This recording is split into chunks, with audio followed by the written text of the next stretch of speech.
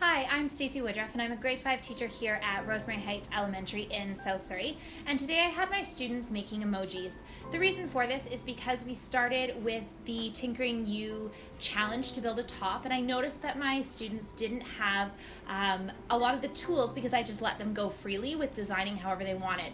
So two of the things that I noticed that they didn't really know how to do was using the whole feature and using the align feature. So I designed this lesson for them in order to allow them to learn how to use these two features, but then be successful in a short and quick manner.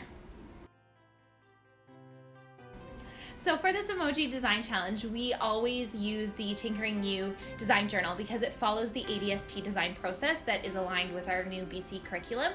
And so what I had the children do is the first part, which is ideate, and they brainstormed all the different emojis that they possibly could create using the different features of Tinkercad.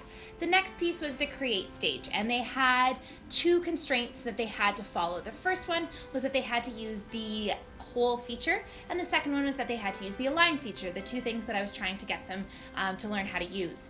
The third thing was the goals that they needed to accomplish. It needed to look like an emoji, it needed to follow the constraints that I had given them, and they needed to make sure that they were worried about size.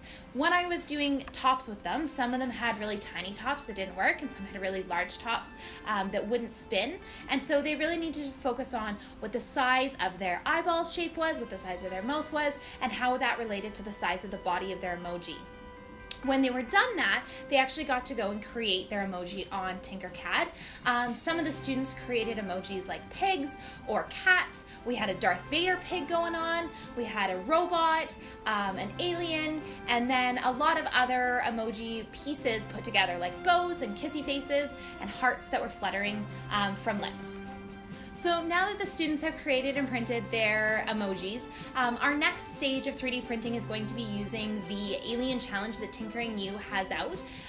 With the ability to create faces and body shapes, the students will be way more successful this time around than they were with their tops, because they have new tools and new skills that allow them to build a character or an animal.